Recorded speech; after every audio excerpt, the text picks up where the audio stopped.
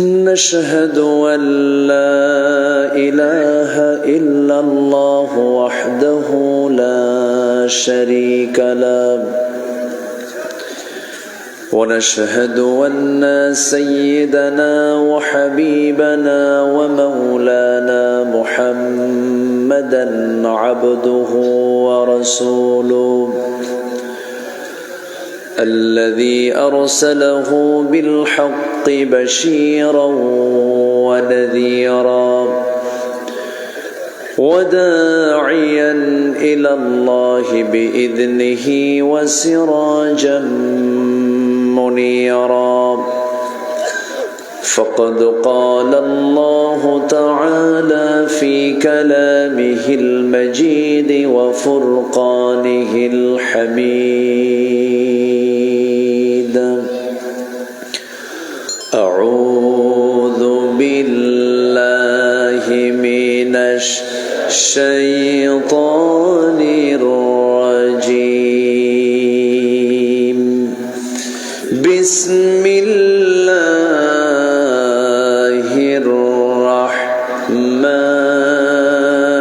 الرحمن الرحيم يا أيها النبي إنا أرسلناك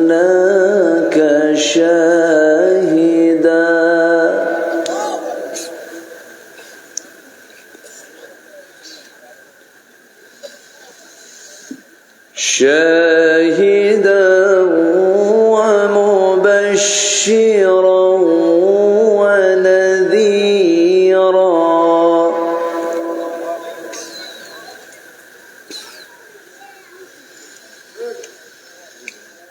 وداعيا إلى الله بإذنه وسراجا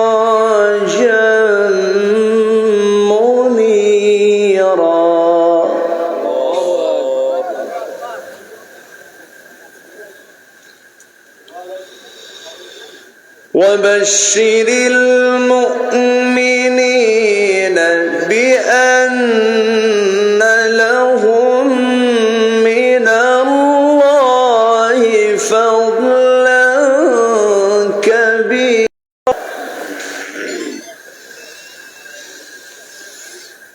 ودع أذاهم وتوكل لهم من الله فضلا كبيرا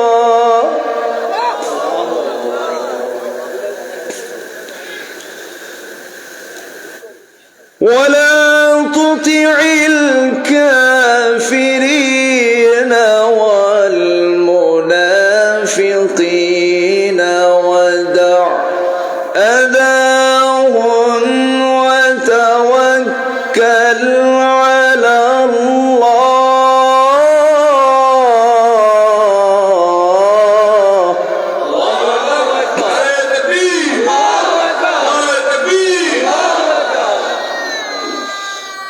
وكفى بالله وكيلا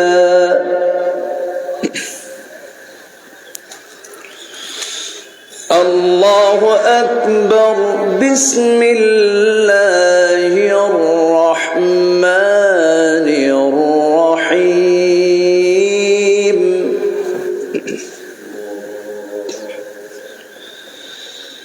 إن الله وملائكته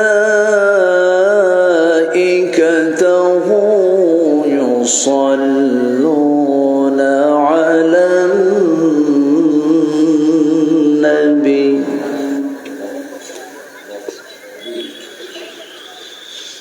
يا أيها الذين آمنوا صلوا عليه وسلموا تسليما تسليما اللهم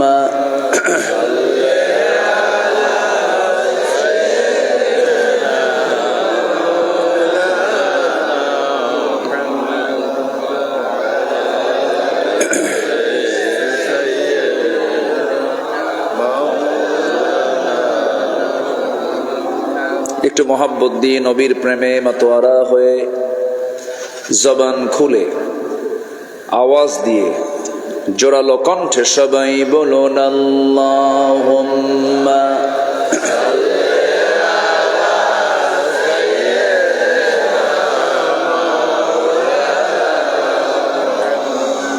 ওয়া আলা আলি সাইয়্যিদিনা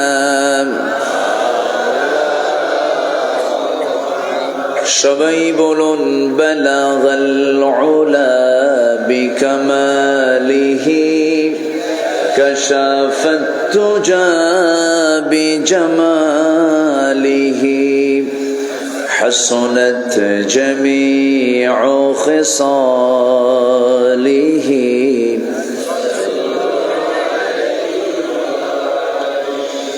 सूरते यूसुफ बिदारी हिकमते लुक़मान मा कारी कुरआन बारी ये है दिले सादे माने मा बलगल उला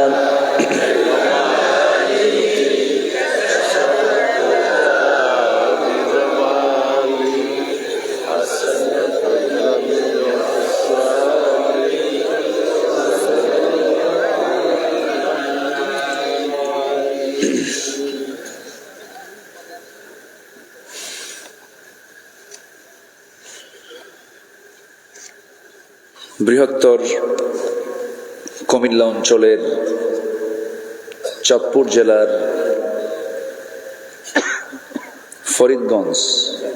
ফরিদগঞ্জ উপজেলার খাজুরিয়া হাই স্কুল মাঠে অনুষ্ঠিত জামে মসজিদ ও এলাকাবাসীর উদ্যোগে আয়োজিত বছরের প্রথম দিন 1 জানুয়ারি 2025 অনুষ্ঠিত তাফসীরুল কোরআন মাহফিল 2025 মহৎ আয়োজনের সম্মানিত সুযোগ্য সভাপতি মুফতি ইব্রাহিম হুসাইন, আজকের মাহফিলের বরেণ্য অতিথি মাওলানা মুফিজুল ইসলাম চাঁদপুরি, মাওলানা সিদ্দিকুর রহমান, মাওলানা আমির ফয়সাল হাফিজাহুল্লাহ, উপস্থিত হাজারাত উলামায়ে কেরাম, ফদলায়ে ইজাম, সুশীল সমাজ, জাতির শ্রেষ্ঠ সন্তান, শিক্ষক মণ্ডলী, আজকের মাহফিলের প্রধান আকর্ষণ যাদেরকে নিয়ে আজকের এই সাজানো গোছানো বর্ণাঢ্য আয়োজন, তাওহীদের পতাকাবাহী, কালেমার ঝান্ডাবাহী, দ্বীন ইসলামের নর শারদুল বীর মুজাহিদ, প্রাণ প্রিয় সম্মানিত দ্বীনি ভাইরা, আড়ালে বসে আছেন শ্রদ্ধেয়া সম্মানিতা মা বোনেরা। আলোচনার সূচনায় আনুষ্ঠানিকতার মধ্য দিয়ে আমার পক্ষ থেকে আবারও দিল খোলা সালাম, আসসালামু আলাইকুম ওয়া রাহমাতুল্লাহি ওয়া বারাকাতুহু।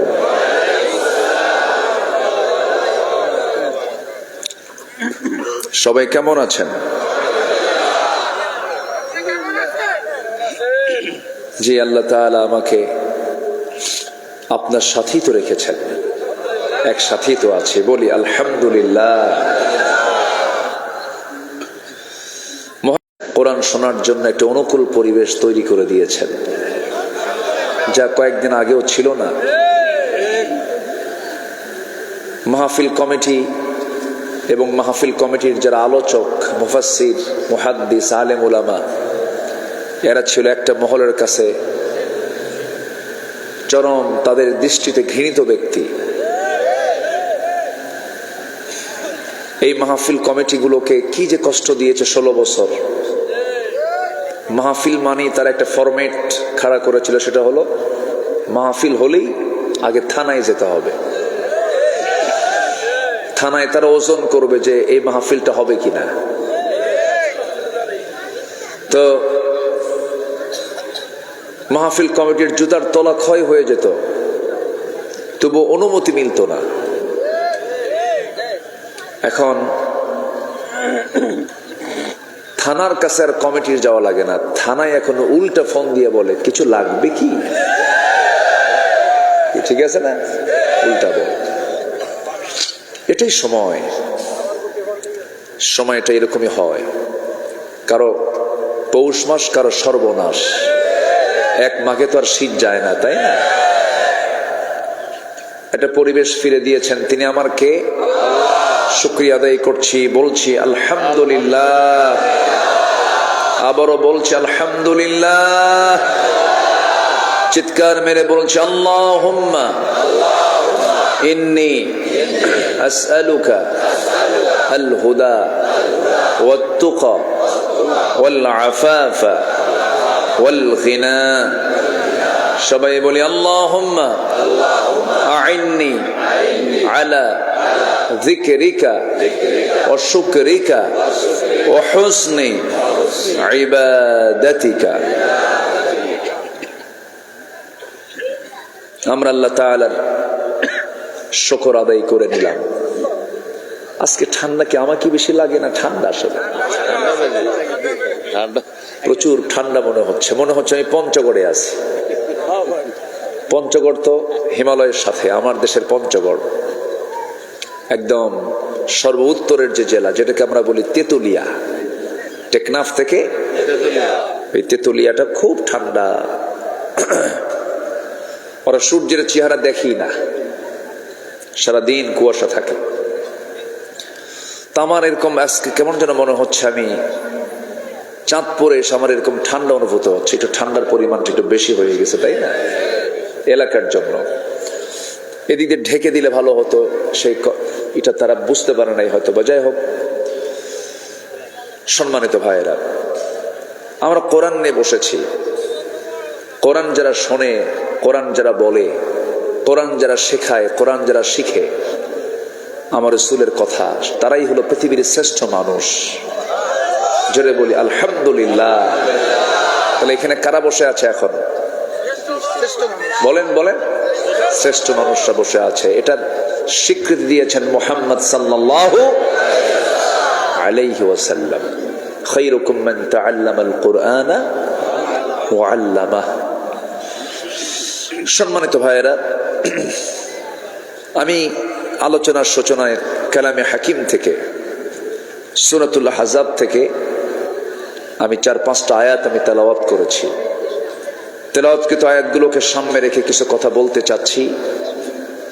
আল্লাহ যেন আমার মুখ থেকে সেই কথাগুলোই বের করে দেন যে কথাগুলো মুসলিম উম্মার জন্য এই মুহূর্তে আশু প্রয়োজন।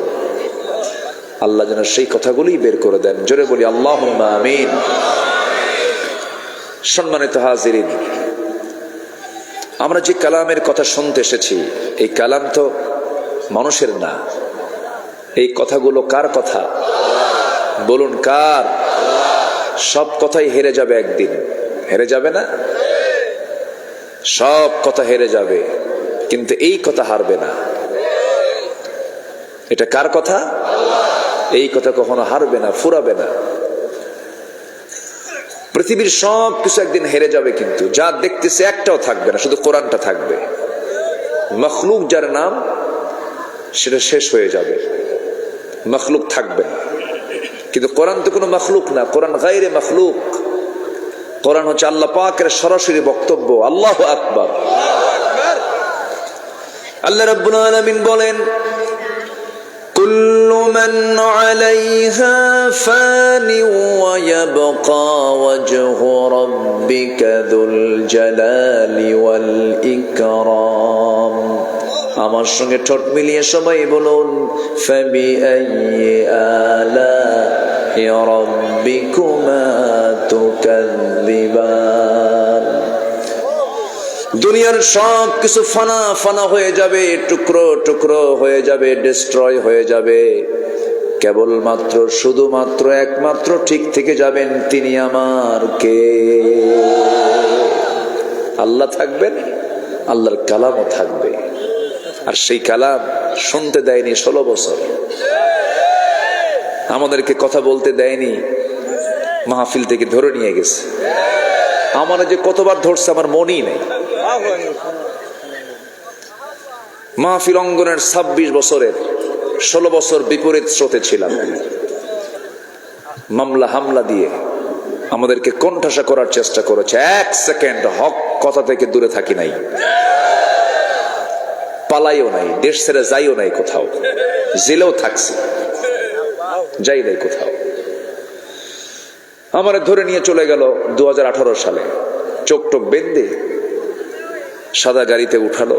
এগুলো তো বলতে পারিনি বহুদিন, বলবো? হ্যাঁ।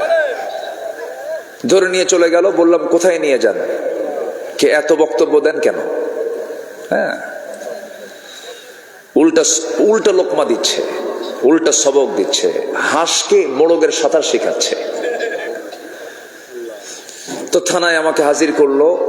ওসি মহোদয় আমাকে দেখে কান্দে। বললাম, ওসি সাহেব আপনি কান্দেন কেন? হুজুর আমি আপনার খুব ভক্ত, আমি আপনার ওয়াজ শুনি, আপনার আমার ফ্যামিলি আপনার খুব ভক্ত। তো বললাম আমার তাহলে ধরে নিয়ে আসলেন কেন? হুজুর উপরের নির্দেশ। কিসের নির্দেশ? ওই উপর না তো, ওদের উপরটা। সাব্বিহ ইসমা রাব্বিকাল, সে আলা কে? সবার উপরে কে? ওই উপরওয়ালা যদি মনে রাখতে তাহলে এই কথা বলতো না, উপরের নির্দেশ। তো বললাম ভালো কথা।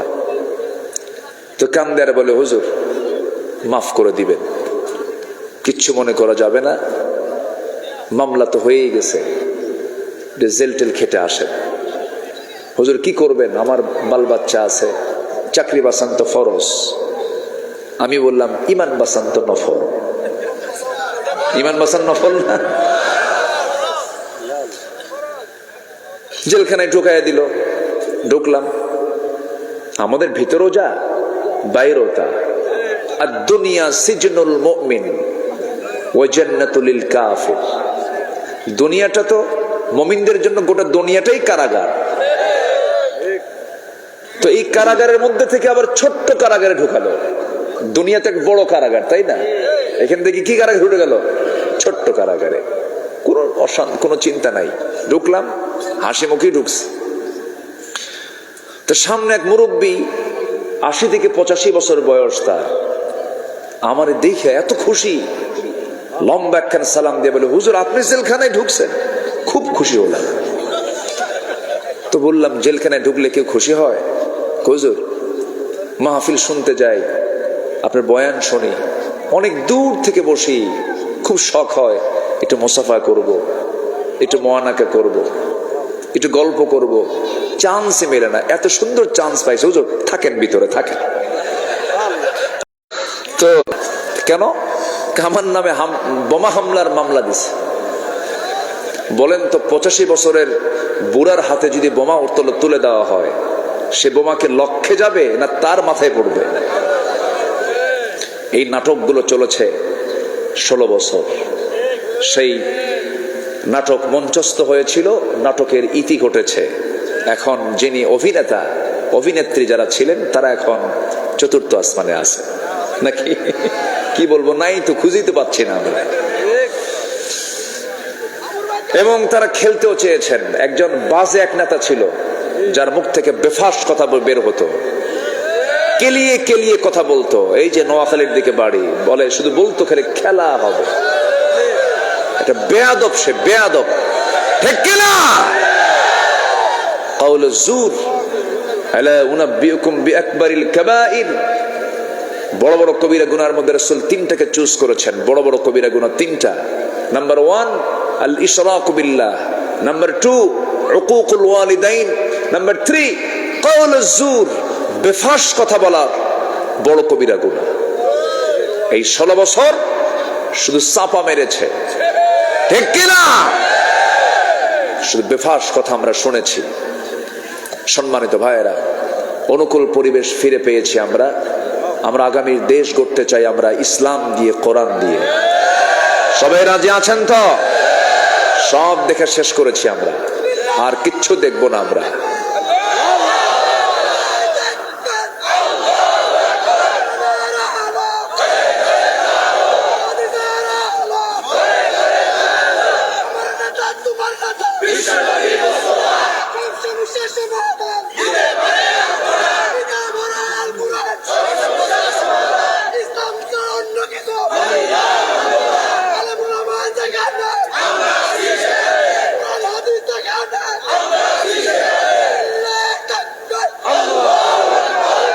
যে অনেক সুন্দর ফিনিশিং দিয়েছেন উনি, ওয়াজ তো উনি করে শেষ করলেন। মাশাআল্লাহ, বলি আলহামদুলিল্লাহ। আল্লাহ আমাদের মেনে চলার তৌফিক দান করুন, জোরে বলি আমিন। কোরআন বিশাল দরিয়া। কোরআন যে পড়ে না, কোরআন যে শোনে না, কোরআন যে বাস্তবায়ন করতে চায় না, ও তো মানুষই না। ও কি মানুষ? কন্ত কোন ইলম নাই। এই কুমিল্লার একজন বুড়ো বয়সে বিয়ে শাদী করে বাচ্চা হয়েছিল। বইয়ের বাচ্চা কোলের মধ্যে নিয়ে কয় লা ইলাহা ইল্লাল্লাহ সুবহানাকা ইন্নী কুনতু মিনাজ জালিমিন। নবজাতক দেখার দোয়া এটা না? কি এলেন দেখেন। আরেকজন কয় আগামীকাল ঈদুল আজহার জানাজা নামাজ। কি ঠিক কিনা বলেন? কোরআনের দৃষ্টিতে, ইসলামের দৃষ্টিতে মূর্খ তো। এরা শেষ করে দিয়েছিল। শিক্ষা ব্যবস্থার মধ্যে যে কি ঢুকাইছিল, একদম নিশ্চিহ্ন করার মাস্টার প্ল্যানে তারা নেমেছিল, কিন্তু শেষ রক্ষা ওদের হয়নি। কারণ জুলুম কখনো আল্লাহ সহ্য করতে পারেন। অনেক কথা আছে, আমাকে সময় দিতে হবে, কিন্তু সবাই সময় দিবেন তো ইনশাআল্লাহ?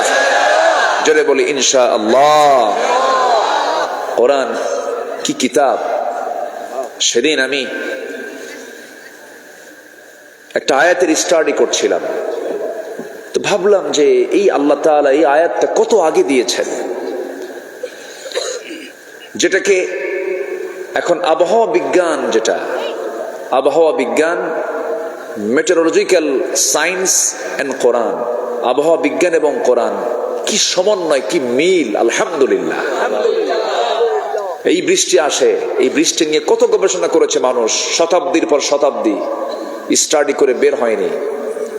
19-20 শতকের দিকে এসে অনেক রহস্য উন্মোচন করেছে বিজ্ঞান। আজকে যদি এই বিজ্ঞান এই আবিষ্কারগুলো না করতো, এই আয়াতের ব্যাখ্যাই বুঝতো না মানুষ। বিজ্ঞান আবিষ্কার করেছে, কোরআনের সাথে ব্যাখ্যা মিলে গেছে, যেরকম সুবহানাল্লাহ।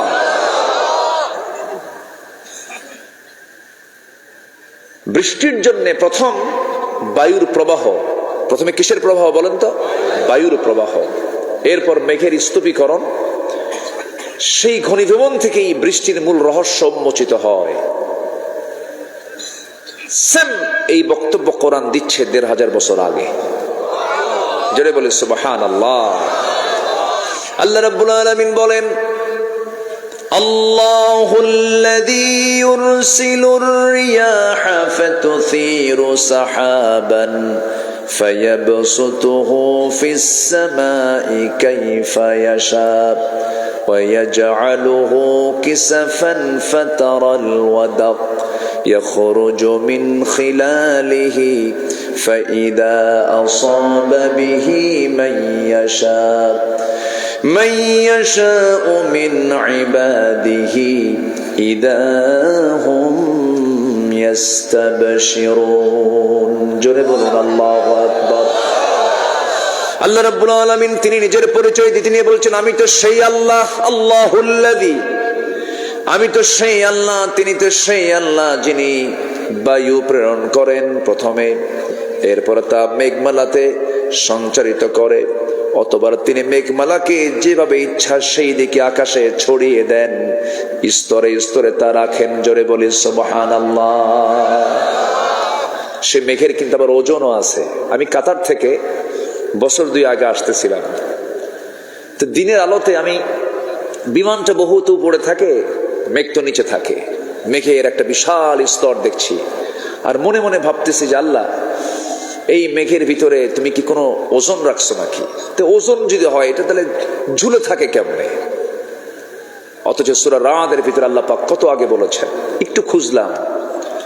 আল্লাহ রাব্বুল আলামিন বলেন, হুয়াল্লাযী ইউরীকুমুল বারকা খাওফান ওয়া তামআন ওয়া ইউনশিস সাহাবাস সিকাল। জোরে বলুন আল্লাহু আকবার। মেঘের ওজন আছে, কিউমুলাস, কিউমুলিনুম্বাস নামক কিছু মেঘ আছে যাদের ওজন হচ্ছে লক্ষ লক্ষ টন ওজন। আকাশে ঝুলিয়ে রেখেছেন তিনি কে? যদি ফেলে দিতেন কি হতো? সব শেষ হয়ে যেত। সুবহানাল্লাহ বলবেন না? কি ব্যবস্থাপনা, সব ব্যবস্থাপনা কার? এবং সে পানি, আকাশে যে মেঘটা ওঠে উপরে, সে মেঘ এই পানিটাকে বাষ্পীয় আকারে তোলেন কে? যখন উঠান, সে পানিগুলো উঠান কি পচা পানি? পচা পানি। ড্রেন থেকেও তো পানি ওঠে, ওঠে না? সাগর থেকে ওঠে, নদী থেকে ওঠে, লবণ থেকে ওঠে।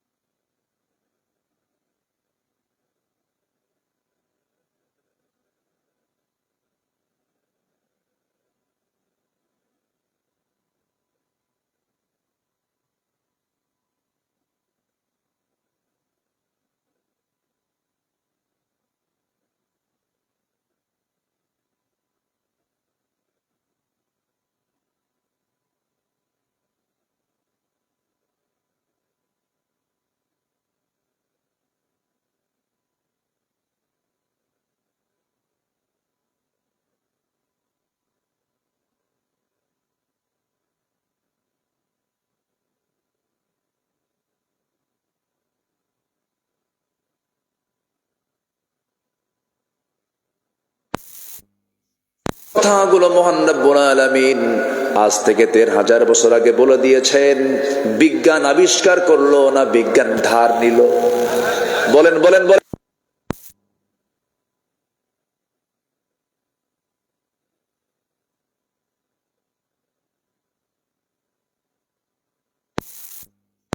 এক জায়গায় করে যদি পানির এই চক্রটিকে যদি কৃত্রিম ভাবে পুনরুৎপাদন করতে চেষ্টা করে, কিয়ামত হয়ে যাবে। এই কৃত্রিম পদ্ধতি কোনোদিন কেউ আবিষ্কার করতে পারবে না, কেউ পারবে না। ফিল্টার দেখা যায়, এই যে পানিগুলো উপরে ওঠে, ফিল্টার দেখা যায়? আল্লাহু আকবার, আল্লাহু আকবার বলেন। এই পানি চক্রের কথা ১৫০০ বছর আগে আল্লাহ রাব্বুল আলামিন বলে দিলেন। প্রতি সেকেন্ডে ভূপৃষ্ঠ থেকে 1 টন 2 টন পানি আল্লাহ রাব্বুল আলামিন তোলেন না। বিজ্ঞান গবেষণা করে বের করেছে ভূপৃষ্ঠ থেকে প্রায় প্রতি সেকেন্ডে 16 মিলিয়ন টন পানি বাষ্প হয়ে উপরে ওঠে। 16 মিলিয়ন টন, 16 মিলিয়ন টন। যা বছরের পরিমাণ দাঁড়ায় হলো 513 ট্রিলিয়ন টন। 513 ট্রিলিয়ন টন পানি আল্লাহ তাআলা বাষ্পীয় আকারে মহাকাশে, এই আকাশে উঠান। কিসের জন্য? মরা জমিনটাকে তাজা করার জন্য। কেউ তো সুবহানাল্লাহ বললেন না। জোরে বলে সুবহানাল্লাহ। যদি এটা সুপরিমিত না হতো, প্ল্যান মাফিক যদি না হতো, তাহলে গ্রাউন্ড ওয়াটার লেভেল ক্রমশ নিচে নেমে যেত। সাস্টেইনেবল ওয়াটার ম্যানেজমেন্ট চ্যালেঞ্জের মুখে পড়ত। ভূগর্ভস্থ পানির স্তর কমে গেলে এগ্রিকালচারাল প্রোডাক্টিভিটি এবং আরবান ওয়াটার সাপ্লাই ব্যাপক সংকটে পড়ে একসময় গ্রাউন্ড ওয়াটার রিজার্ভস কমে যেত। ফলে পুরো ইকোলজিক্যাল সিস্টেমের ভারসাম্য নষ্ট হয়ে প্রাণের অস্তিত্ব ধ্বংসের মুখে পড়ে যেত। এই বিশাল মহাবিশ্বের প্ল্যান পরিকল্পনা সবকিছু সাজিয়ে রেখেছেন তিনি আমার কে।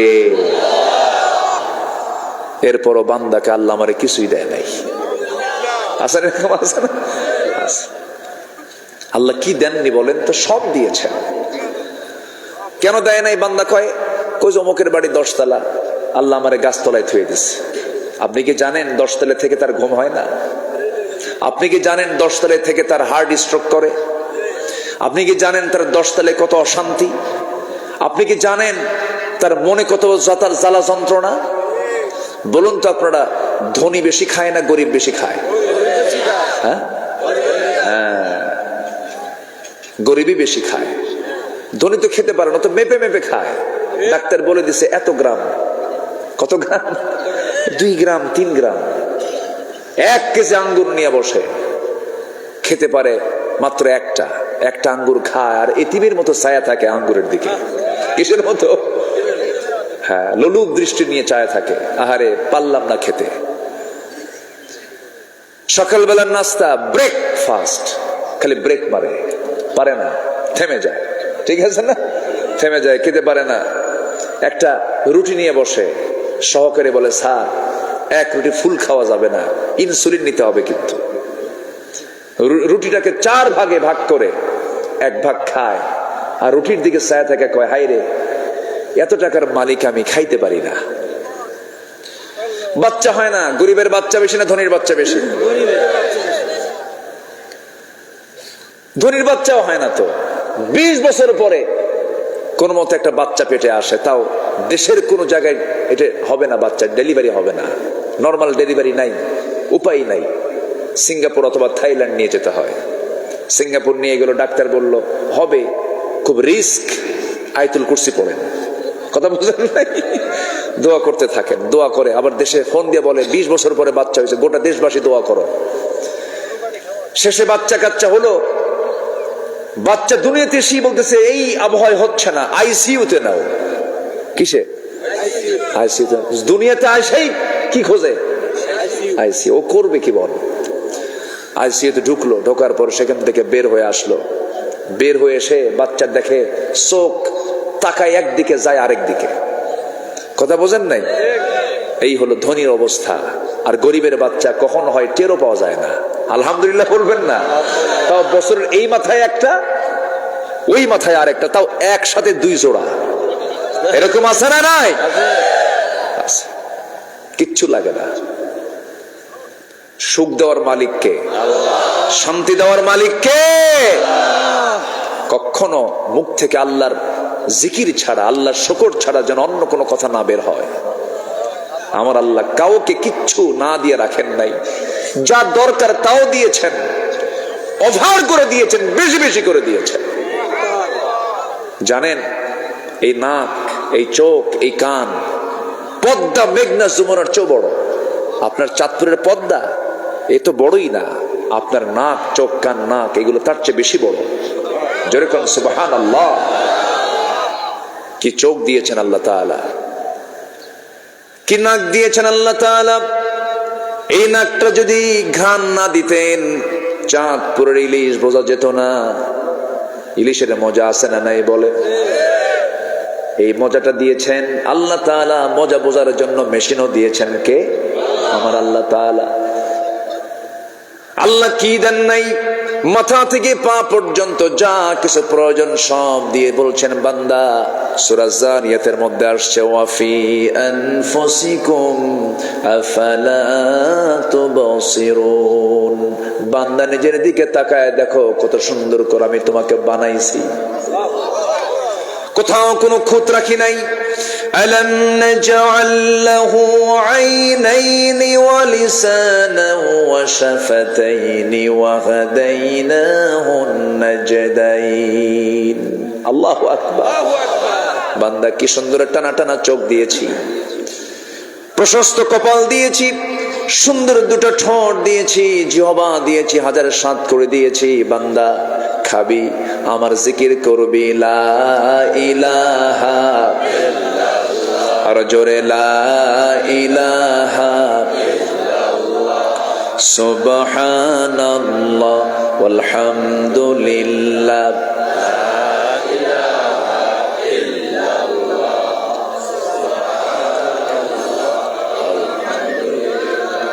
লা ইলাহা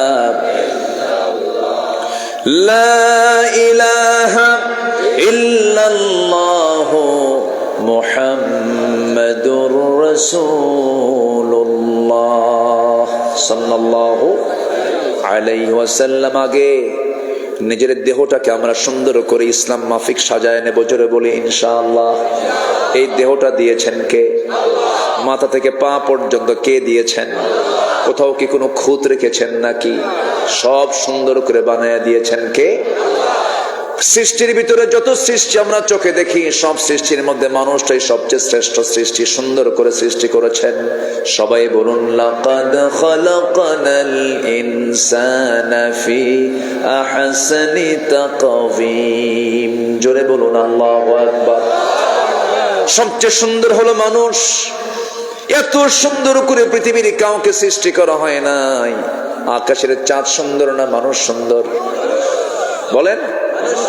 হ্যাঁ, এক বাদশা ছিল। সে বাদশা একদিন বইয়ের প্রশংসা করতে করতে বেশি বলে ফেলতেছে তুই আমার চোখে আকাশের চাঁদের চেয়ে সুন্দর। বউ কয় মজা করো, না সত্যি কইলাম, তুই আমার চোখে আকাশের চাঁদের চেয়ে সুন্দর। কাবার মজা করো, বলতে তুই যদি আকাশের চাঁদের চেয়ে বেশি সুন্দর না হস তুই তালাক। কথা বোঝেন নাই? এই তো একটু বাড়াবাড়ি করে ফেলছে। এই কথা চলে গেছে আলেমদের কানে। এই তো বিশাল বেকায়দা। কি ফায়সালা আসে? শেষ পর্যন্ত তো চ্যালেঞ্জের মুখে পড়ে গেলেন, বউ থাকে আর না থাকে এই অবস্থা হয়ে গেল। একজন বড় আলেমে দ্বীন সেই সময় এসে বললেন, না, বাদশা যে সিদ্ধান্ত, যে কথা জানিয়েছেন এই কথার বৈধতা আছে, কারণ মানুষ সকল সৃষ্টির চাইতে সুন্দর। আল্লাহু আকবার বলে। যখন তাকে বলা হলো না তোমার কথা এরকম সত্য হবে না, মনে হয় বউটা তালাক হয়ে গেছে, সেই সময় সে আল্লাহওয়ালা বলছেন লাকাদ খালাকানাল কামারা ফি আহসানি তাকওয়িম। ঠিক হইছে? ঠিক হইছে? কি হবে? খালাকনাল ইনসানা। উনি এই আয়াত বলে বললেন যদি আমার এই আয়াত ভুল হয় তাহলে ভুল হলো, আর যদি ভুল না হয় তাহলে তোমাদের রায় ঠিক আছে, আর যদি আয়াত ভুল হয় তাহলে রাজা যে বক্তব্য দিয়েছে আমার বউ যদি চাঁদের চেয়ে সুন্দর না হয় আমার বউ তালাক হবে না, কারণ আকাশের চাঁদের চাইতে মানুষ সুন্দর। আল্লাহু আকবার বলে। মানুষ সুন্দর। এত সুন্দর করে কে বানাইছেন? কার গোলামি করার জন্য? হিন্দুস্তানের গোলামি করার জন্য।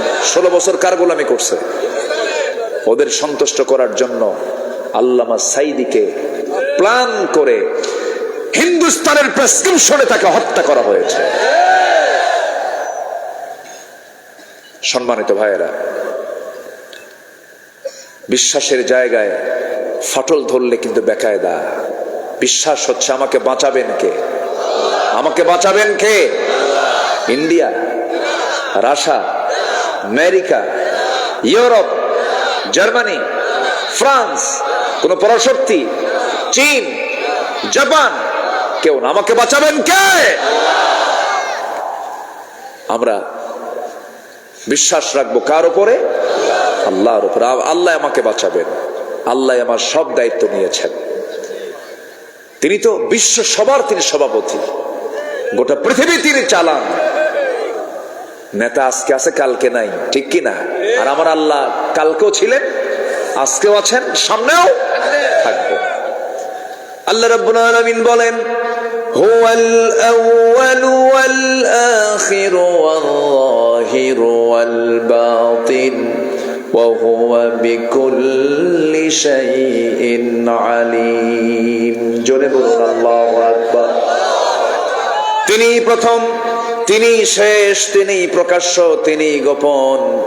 সকল ক্ষমতার উৎস একমাত্র তিনি কে? তিনি তোমার সকল ক্ষমতার উৎস। মানুষ কোনদিন সকল ক্ষমতার উৎস হতে, জনগণ সকল ক্ষমতার উৎস এটা বললে ওর ঈমান আছে? আন্নাল কুওয়াতা লিল্লাহি জামিআ। সম্মানিত ভাইয়েরা, বহু কথা আয়াতের দিকে আমি ধীরে ধীরে যাচ্ছি। এই বডিটাকে সাজাবো আমরা ইসলাম দিয়ে। বলেন কি দিয়ে বলেন তো? আচ্ছা, আর ইসলামটাকে প্র্যাকটিক্যাল যিনি রূপ দিয়েছেন, যাকে দিয়ে আল্লাহ পাক রূপায়ণ করেছেন, তিনি হচ্ছেন মুহাম্মদুর রাসূলুল্লাহ। মুহাম্মদুর রাসূলুল্লাহ। আমার আগ দিয়ে শিল্পীরা কিছু গজল গেয়েছেন, খুব সুন্দর না? কি মজার গজল! মনে হচ্ছিল আজকে ওয়াজ বাদ দিয়ে গজলই শুনি। গেল কই সব? চলে গেছে, ক্ষুধা লাগছে মনে হয়। হ্যাঁ, ওয়াজ করলে ক্ষুধা লাগে। ক্ষুধা লাগে না? আপনি বসে আছেন, ক্ষুধা লাগে নাই? আচ্ছা, কষ্ট হচ্ছে না তো? জি, বলি আলহামদুলিল্লাহ। কথা বলা তো সহজ না, কথা বলা একটু কষ্ট হয়। সেদিন এক ডাক্তার বললেন, হুজুর আপনি এত লম্বা সময় কথা বলেন কেমনে? আমি কি বলি? আল্লাহ আমাকে বলায় দেয়। আমি কি বলি নাকি? আল্লাহ আমাকে বলায় দেন দেখি বলি। তা আমারে একটু দরদ করে বলতেছে, আপনি 5 মিনিট পর পর পানি খাবেন। বললাম কেন? আপনার যে যে ভোকাল কর্ড, এটা এত চলে, এত চলমান থাকে, এটাকে যদি শুকনাতে রাখা হয় ভোকাল কর্ড তো নষ্ট হয়ে যাবে। মানে ওনার সায়েন্স উনি খাটাচ্ছেন। এই জন্য 5 মিনিট পর পর আপনি একটু পানি খেলে ওটা ভিজবে, ভোকাল কর্ডটা আপনার ভালো থাকবে। বললাম 5 মিনিট পর পর যদি পানি খাই, আর জনগণ যদি এটা দেখে একদিন, বলবে পানি খাওয়া হুজুর। তো উনি বললেন যে মানুষ যখন আধা ঘন্টা কথা বলে, একটানা 30 মিনিট যদি কথা বলে, একটানা 12 মাইল দৌড়ালে যে ক্যালোরি যায়, সেই পরিমাণ ক্যালোরি আধা ঘন্টার বক্তব্যে তার শরীর থেকে চলে যায়। কথা সহজ না তো। আল্লাহ আমাদের বলাই দেখে বলতে পারি। আলহামদুলিল্লাহ বলি, জোরে বলি আলহামদুলিল্লাহ। সম্মানিত ভাইয়েরা,